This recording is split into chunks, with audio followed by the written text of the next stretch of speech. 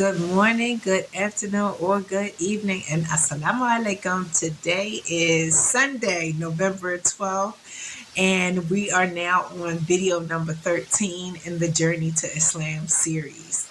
I want to go back to I took my shahadah.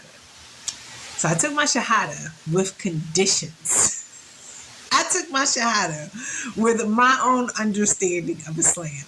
My understanding of Islam really had nothing to do with what normal people say. It had everything to do with my vision. So in my vision of Islam, I thought that I was giving up worldly goods and becoming celibate. So my vision of Islam was more like a nun.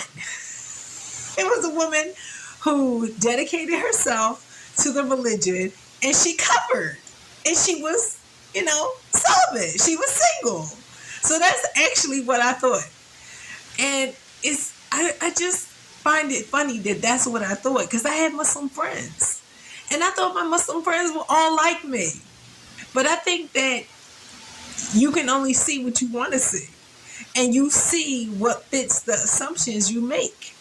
So I assumed that my sisters were like me, but couldn't see that they were married. There was a huge difference. We were not the same. So I took my shahada in April. By the end of May, I was married. By the end of May. Because I didn't understand. And I met somebody who said he could teach me.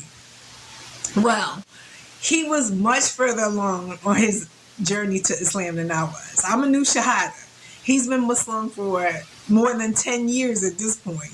So we were at different points, and it was just too much of a difference, because I came in with a whole different set of assumptions, a whole different attitude. And to most people, they would say, "You don't act like a Muslim woman." And I was like, "But I act like my friends." Because all my friends are leaders. They were all leaders. Leaders are attracted to other leaders.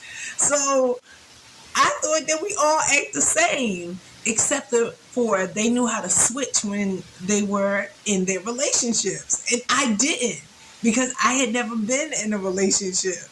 So, well, not in a serious relationship. I've been in relationships, but I wasn't serious about them. So we got divorced after 2 months. After 2 months. And I didn't have a problem with the divorce, because, I was used to that. I think that I made it so that we could get divorced. But I was surprised at how everything played out. I was surprised at the bitterness. I was surprised at the emotions. So usually when people get divorced, they start getting emotional and blaming the other person. My parents didn't teach me that. So I didn't know how to do that. And I just didn't think that that's how it should be. I thought that they would like me. I think my ex still can't stand me. Because I didn't know. So that was very surprising to me. And that's part of the reason I just had no interest in doing it again. None at all. I think subconsciously, I still want to be the nun. I still have that vision in my head, even if it's not true. So we're going to work on that, because slowly but surely, it's falling apart as I need more men in my life. See, I need men. I can admit that now. And when I first came into Islam, I don't think I could admit that. But now, definitely, I've grown to that level.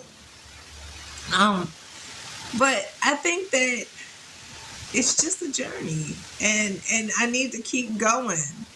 And I can't let my past experience stop me from the future. But instead, I just tend to focus on the other beautiful parts of Islam.